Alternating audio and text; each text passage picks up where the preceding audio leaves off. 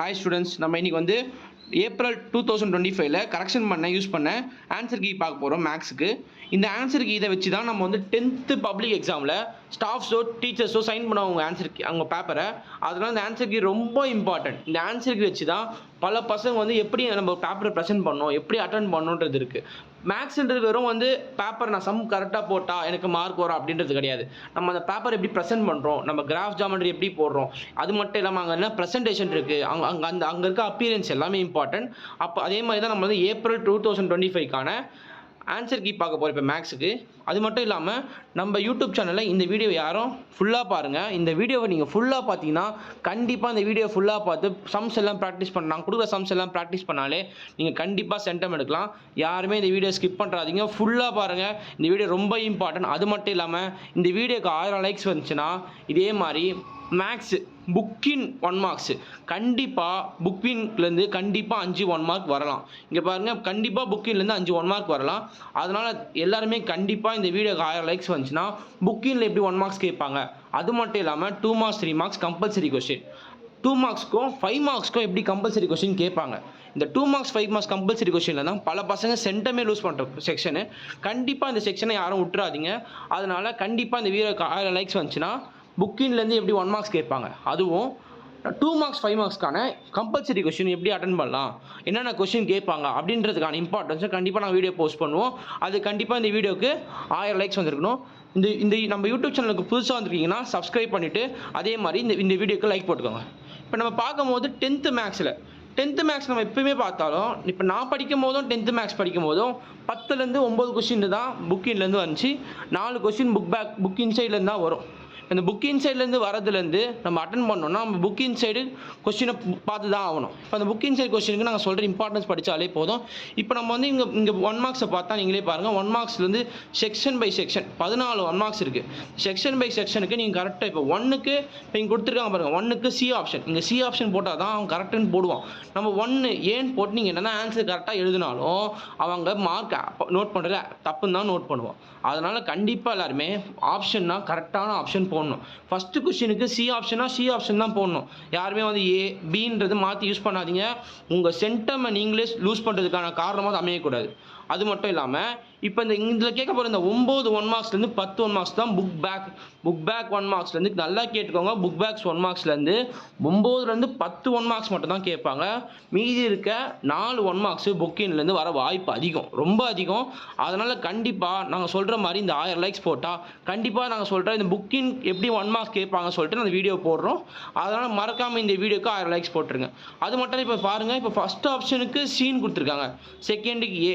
இதே மாதிரி தான் நம்ம பேப்பரில் ப்ரெசென்ட் பண்ணணும், நீட்டாக ப்ரெசென்ட் பண்ணணும். பேப்பரில் பார்க்கும்போது ஃபஸ்ட்டு இந்த 14 1 மார்க்ஸ் உங்களுக்கு கரெக்டாக வந்தாலே அவங்களுக்கு உங்கள் மேலே ஒரு நல்ல விஷயம் வந்துடும். அப்போ இந்த பையன் நல்லா படிக்கிற பையன் அப்படின்னு சொல்லிட்டு. அதனால் கண்டிப்பாக ஃபஸ்ட்டு 1 மார்க்ஸில் நீங்கள் தப்பு ரொம்ப ஆயிடுச்சுன்னா உங்களுக்கான இம்ப்ரெஷன் வராது. சொல்லுவாங்கள்ல, ஃபஸ்ட் இம்ப்ரெஷன் பெஸ்ட் இம்ப்ரெஷன். அதை நம்ம வந்து பேப்பரில் ப்ரெசென்ட் பண்ணும்போதே கொண்டு வந்துடணும். இப்போ பாருங்கள், இதே மாதிரி நம்ம பண்ணிகிட்டு இருப்போம். நெக்ஸ்ட்டு இப்போ நம்ம வந்து 2 மார்க்ஸ் செக்ஷனில் பார்த்தா கொஸ்டின் நம்பர் 28. இந்த கொஸ்டின் நம்பர் 28 கம்பல்சரி கொஸ்டின். யாருமே இந்த கம்பல்சரி கொஸ்டினை விட்டுறாதீங்க, அட்டன் பண்ணணும், கண்டிப்பாக அட்டன் பண்ணணும். நம்ம என்ன தான் வந்து 10 கொஸ்டின் அந்த 28th கொஸ்டின் அட்டன் பண்ணாமல் 10 கொஸ்டின் அட்டன் பண்ணாலும் ஒரு கொஸ்டினை கேன்சல் பண்ணிவிட்டு மார்க் போட மாட்டாங்க. அதனால் கண்டிப்பாக எல்லாருமே இந்த கொஸ்டின் நம்பர் 28 2 மார்க்ஸ் செக்ஷனில் இருக்க கொஸ்டின் நம்பர் 28 கண்டிப்பாக எல்லாருமே அட்டன் பண்ணுறாங்க. யாரும் அந்த கொஸ்டினை விட்டுறாதீங்க, நல்லா நோட் பண்ணிக்கோங்க. யாருமே இந்த கொஸ்டினை விட்டுறாதீங்க. பேப்பர் ப்ரெசன்டேஷன் மட்டும் இல்லாமல் கொஸ்டினில் கம்பல்சரி கொஸ்டின் என்ன கொஸ்டின் கொடுத்துருக்காங்க அது நம்மளுக்கு தெரியுதோ, கண்டிப்பாக உங்களுக்கு தெரியும். நம்ம கொடுக்குற இம்பார்ட்டன்ஸை பார்த்தாலே உங்களுக்கு அந்த கொஸ்டின் அட்டன் பண்ண முடியும். அதனால் கண்டிப்பாக நான் சொல்கிறேன், இந்த கம்பல்சரி கொஸ்டினை விட்டுறாதீங்க. 2 மார்க்ஸ் செக்ஷனாக இருந்தாலும் சரி, 5 மார்க்ஸ் செக்ஷனாக இருந்தாலும் சரி, கண்டிப்பாக இந்த கொஸ்டினை விட்டுறாதீங்க.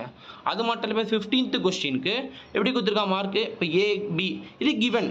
இந்த கிவனுக்கே 1 மார்க் கொடுத்துருக்கான் பாருங்கள். ஸ்டெப் மார்க்னு சைடில் கொடுத்துருக்கான், நீங்கள் நல்லா பாருங்கள், ஸ்டெப் மார்க்னு கொடுத்துருக்கான். இந்த ஸ்டெப் மார்க்கு ரொம்ப இம்பார்ட்டன்ட். கொஸ்டின் எடுத்து அந்த ஏபி போட்டால் எவ்வளோ கொடுத்துருக்கான், 1 மார்க். அப்போ அந்த நீட்டாக ப்ரெசென்ட் பண்ணணும். அந்த செகண்ட் லைன் பாருங்கள், ஏ கிராஸ் பி தான் உங்களுக்கு கொடுக்க போகிற ஃபைண்டிங், அதுக்கு 1 மார்க் தான். நம்ம பல பேர் என்ன பண்ணுவோம்னா, கொஸ்டினே இருக்குது எதுக்கு நம்ம அட்டன் பண்ணணும், நம்ம ஸ்ட்ரெயிட்டாக வந்து ஏ கிராஸ் பி மட்டும் போடலான்னு பார்த்தா ஃபுல் மார்க் போட மாட்டாங்க. இதுதான் முக்கியமான விஷயம், ஃபுல் மார்க் போட மாட்டாங்க. நல்லா நோட் பண்ணிக்கோங்க. கிவன் எல்லா கொஸ்டினுக்கும் அட்டன் பண்ணி தான் ஆகணும். இப்போ செகண்ட் கொஸ்டின் பார்த்தீங்கன்னா இப்போ எஃப்ஓஜி ஜிஓஜின்னு கேட்டிருக்காங்க. இது ரெண்டுமே நம்ம என்ன பண்ணுறோம், ஒன்றுக்கு ஒரு மார்க். பட் ஆனால் இங்கே கிவன் கேட்கல. பட் ஆனாலும் நீங்கள் கொஸ்டினில் கேட்டதை எழுதிக்கோங்க. சேஃபர் சைடு நம்மளுக்கு எப்பவுமே முக்கியம். நம்ம சென்டம் எடுக்க போகிறோம், நான் மேக்ஸை சென்டம் எடுக்கணும். நானே சென்டம் எடுத்தவன் தான். மேக்ஸை நான் சென்டம் எடுக்கணும்னா நம்ம வந்து பேப்பர் ப்ரெசன்டேஷன் மட்டும் இல்லாமல் கிவன், அந்த கிவன்ற விஷயத்தை கரெக்டாக எழுதணும். அந்த கிவன்ற விஷயம் ரொம்ப இம்பார்ட்டன்ட். ஏன்னா நல்லா பாருங்கள், 15th கொஸ்டினுக்கு கிவனுக்கு 1 மார்க் கொடுத்துருக்கான். நல்லா நோட் பண்ணிக்கோங்க. ஓகேவா? நெக்ஸ்ட் 17th கொஸ்டின் பார்த்தா அதே மாதிரி தான். என்ன கொடுத்துருக்கான் கொஸ்டினில், அந்த ஃபார்முலான்றதும் ஒரு பேப்பருக்கு ரொம்ப இம்பார்ட்டன்ட். இப்போ நீங்கள் 1 மார்க் எடுத்தாலும் சரி, ஏன் இப்போ நம்ம பார்ப்போம் பேர் இந்த 1 மார்க் செக்ஷன் இருக்குல்ல, இந்த 1 மார்க் செக்ஷனில் நீங்கள் கண்டிப்பாக வந்து ஒரு கொஸ்டின் அட்டன் பண்ணுறேன். இப்போ எனக்கு வந்து புக்கின்ஸ் அட்டன் பண்ண போகிறேன். ஆனால் அதுக்கு வந்து எனக்கு எப்படின்னா அப்ளிகேஷன் ஓரியன்ட் சம்ஸ். இப்போ வந்து எனக்கு அந்த ஃபார்முலா தெரியும், நான் சப்ஸ்டியூட் பண்ண எனக்கு ஆன்சர் வரும். அப்படின்ற சமக்கு என்ன பண்ணணும், நீங்கள் ஒர்க் அவுட் சைடில் பண்ணணும், நீட்டாக ப்ரெசென்ட் பண்ணணும். பேப்பரில் சைடில் ஒரு லைன் போட்டு நீட்டாக அந்த கொஸ்டின் அட்டன் பண்ணி ப்ராக்டிஸ் பண்ணியிருக்கணும். சைடில் ப்ராக்டிஸ் பண்ணால் அவங்களுக்கு தெரியும் எப்படி பண்ணாங்கன்னு சொல்லிட்டு. அந்த நீட் ப்ரெசன்டேஷன் ரொம்ப முக்கியம் பேப்பரில். அதே மாதிரி தான் இங்கேயும் ஃபார்முலான்றது ரொம்ப முக்கியம். சம்ஸ் போடும் போது உனக்கு ஒரு கொஸ்டினுக்கு ஃபார்முலா இருக்குன்னா அந்த ஃபார்முலா ரொம்ப இம்பார்ட்டன்ட். யாருமே அந்த ஃபார்முலா விட்டுறாதீங்க. நல்லா நோட் பண்ணுங்கள். என்ன கொடுத்துருக்காங்க, full marks should be rewarded even if the answer are given in alternate methods. Alternate மெத்தடில் போட்டாலும் மார்க்ஸ் கொடுப்பாங்க. பட் ஆனால் என்ன ஸ்டெப் மார்க் என்ன கொடுத்துருக்கான், அந்த ஃபார்முலாவும் அந்த ப்ரொசீஜரும் ஃபஸ்ட்டு 1 மார்க் கொடுத்துருக்காங்க. அதுக்கப்புறம் தான் செகண்ட் 1 மார்க் கொடுத்துருக்காங்க. நல்லா நோட் பண்ணிக்கோங்க. நெக்ஸ்ட் மார்க் எப்படி கொடுத்துருக்காங்க நல்லா செக் பண்ணுங்கள். ஆன்சருக்கு என்ன தான் 1 மார்க் கொடுத்தாலும் அதுக்கு மேலே இருக்க ஸ்டெப்ஸுக்கும் மார்க் இருக்குது. ஸ்டெப்ஸ் மார்க்கு போடுவாங்க தான், நாங்கள் இல்லைனே சொல்லலாம். ஆனால் இந்த ஈவன் அதெல்லாம் அந்த விஷயம்லாம் ரொம்ப முக்கியமான விஷயம். யாருமே அந்த கொஸ்டின் அந்த மாதிரி விட்டுறாதீங்க. அதே மாதிரி நெக்ஸ்ட் கொஸ்டின் பாருங்கள், ஏபி கொடுத்துருக்காங்களா, அதுக்கு 1 மார்க். அதே மாதிரி பிஏக்கு 1 மார்க். ரெண்டுமே இல்லைன்னு ப்ரூவ் பண்ணணும். அதுக்கு சேர்த்து தான் 1 மார்க் கொடுத்துருக்காங்க. கண்டிப்பாக எல்லாருமே தெளிவாக கொஸ்டினை படித்து தெளிவாக ஆன்சர் எழுதுங்க. சின்ன மிஸ்டேக்கில் அந்த சென்டம் விஷயம் மார்க், நான் 5 மார்க் செக்ஷனில் ஃபுல் மார்க் எடுக்கணும், 2 மார்க் செக்ஷனில் ஃபுல் மார்க் எடுக்கணுன்றது இந்த மாதிரி விஷயத்தில் தான் மார்க்கே போகுது. அது மட்டும் இல்லாமல் பாருங்கள், AB by CA 20th question நல்லா கவனிங்க. 20th question AB by CA equal to BD by DC. அதுக்கு 1 மார்க். அந்த இதுக்கு மட்டுமே 1 மார்க். அதுக்கப்புறம் சப்ஸ்டியூஷன் பண்ணி போகிறதுக்கு வெறும் 1 மார்க் தான் கொடுத்துருக்காங்க. அதே மாதிரி தான் எல்லா ஸ்டெப்ஸுக்கும் 21க்கும் ஸ்லோப் ஃபார்முலாவுக்கு 1 மார்க், ஆன்சருக்கு 1 மார்க். இப்படி தான் சப்ஸ்டியூட் பண்ணி கொடுப்பாங்க. நல்லா புரிஞ்சுக்கோங்க. யாருமே இந்த மாதிரி ஸ்டெப்ஸில் விட்டுறாதீங்க. எல்லா கொஸ்டினும் பாருங்கள். ஏன் 24th question volume of the ஸ்பியருக்கு 1 மார்க் கொடுத்துருக்காங்க. ஃபார்முலாவுக்கே எல்லாத்துக்கும் 1 மார்க் கொடுப்பாங்க. அதனால் கண்டிப்பாக எல்லாருமே ஃபார்முலாவை நீட்டாக எழுதுங்க. அந்த ஃபார்முலா பார்த்தாலே 1 மார்க் போட்டுற மாதிரி எழுதுங்க பேப்பரில். கண்டிப்பாக யாருமே விட்டுறாதீங்க. இப்போ நீங்கள் பார்த்தோன்னா நம்ம வந்து சைன் டீட்டா எனக்கு தெரியும், இல்லை சார் எனக்கு தெரியும் சார் நான் ஸ்ட்ரெயிட்டாகவே அட்டன் பண்ணுறது நீங்கள் பண்ணலாம். பட் ஆனால் அவன் ஸ்டேஜ் மார்க்குன்றதை, அதாவது ஸ்டெப் மார்க்குன்றதை கொடுத்துருக்கான். அப்போ நம்ம என்ன பண்ணி ஆகணும், அந்த இடத்துல ப்ரெசென்ட் பண்ணி தான் ஆகணும். உனக்கு தெரியுதோ தெரியலையோ, tan theta equal to opposite side by adjacent சைடுன்னு போட்டு தான் ஆகணும். அப்போ தான் அந்த 1 மார்க் உங்களுக்கு கிடைக்கும். அதனால் கண்டிப்பாக யாருமே அந்த ஃபார்முலாவையும் ஸ்டெப்ஸையோ இல்லைனா கிவனையும் விட்டுறாதீங்க. உங்கள் மார்க்கை நீங்களே லூஸ் பண்ண காரணமிடாதீங்க. இப்போ நெக்ஸ்ட்டு இதே மாதிரி தான் நம்ம 25, 26 எல்லாத்துலேயுமே ரொம்ப இம்பார்ட்டண்ட்டாக கிவனும் எழுதிருக்கணும், ஃபார்முலாவை எழுதிருக்கணும், நீட்டாக ப்ரெசென்ட் பண்ணியிருக்கணும்.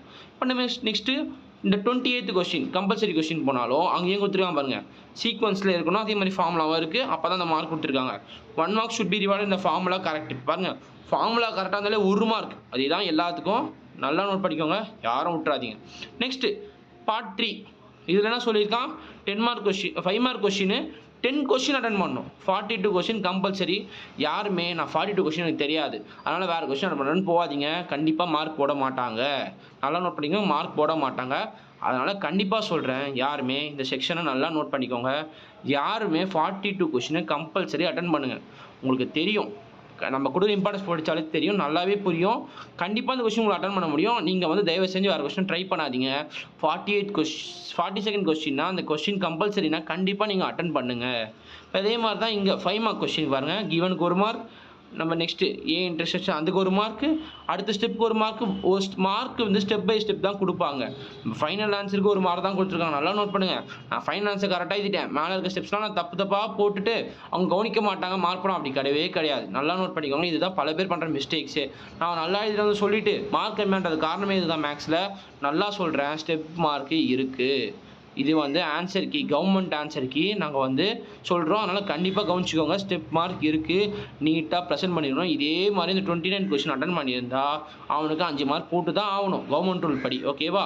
இப்போ நெக்ஸ்ட்டு 30th கொஸ்டின் போகும்போதும் இப்போ என்னென்ன கொடுத்துருக்காங்களோ அதுக்கு 1 மார்க்கு. அப்புறம் இதில் 4 கொஸ்டின் இருக்குது. என்ன சொல்கிறாங்க, செட் ஆஃப் ஆர்டர். ஆர்டருக்கு எழுதுறதுக்கு 1 மார்க்கு, டேபிள் எழுதுறதுக்கு 1 மார்க்கு, ஆரோ டயக்ராம்க்கு 1 மார்க்கு, கடைசியாக கிராஃப்க்கு 1 மார்க்கு. நம்ம கிராஃப் வரையும் போது இங்கே கிளியராக வரையணும். அந்த கீழே அந்த எக்ஸு ஒய்ன்றதை கிளியராக வரையணும். மாற்றி போட்டாலும் அதுக்கு மார்க் எடுத்துருவான். எக்ஸை ஒய்ன்னு போட்டாலும் ஒய் எக்ஸுன்னு போட்டாலும் மார்க் எடுத்துருவான். அதே மாதிரி ஆரோ டயக்ராமுக்கும் கரெக்டாக ஏபின்றதை மென்ஷன் பண்ணி கரெக்டாக எழுதுங்க. ஓகேவா? நெக்ஸ்ட் 31 கொஸ்டினுக்கும் கரெக்டாக ஸ்டெப் பை ஸ்டெப் போட்டால் நம்மளுக்கு கரெக்டான மார்க் வரும். அதே மாதிரி தான் 32 கொஸ்டின் பாருங்கள். இதுக்கும் ஃபார்முலா வேணும். அதே மாதிரி கிவனும் எழுதிக்கணும். அப்போ தான் மார்க் கொடுத்துருக்காங்க. நல்லா நோட் பண்ணிக்கோங்க.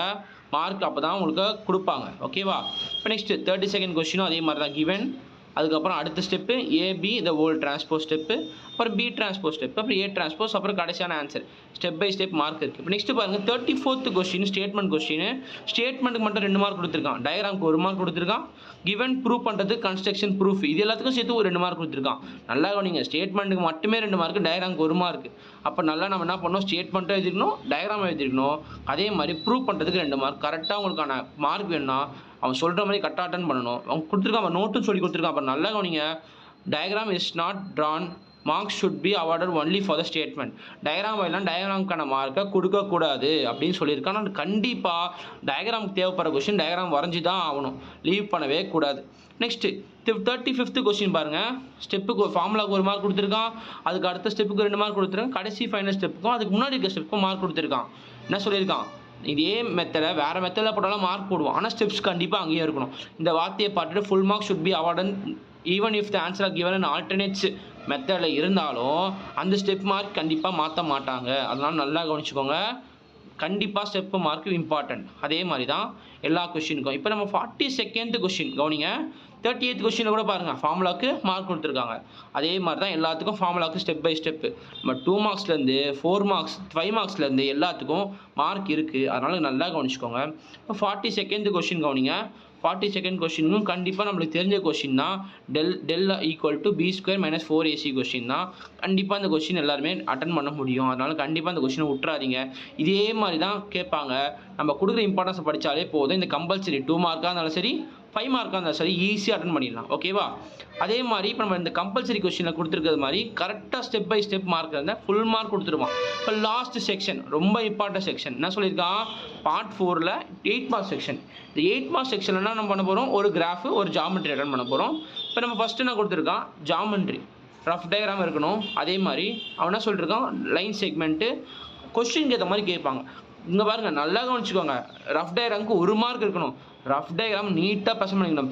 பேப்பரில் யாருமே ரஃப் டயக்ராம் பண்ணாமல் பேப்பர் ப்ரெசென்ட் பண்ணால் ஃபுல் மார்க் போட மாட்டாங்க. நான் இப்பயும் சொல்கிறேன், ரஃப் டயக்ராம் கம்பல்சரி. யாருமே ரஃப் டயக்ராம் மட்டும் மார்க் போட மாட்டாங்க.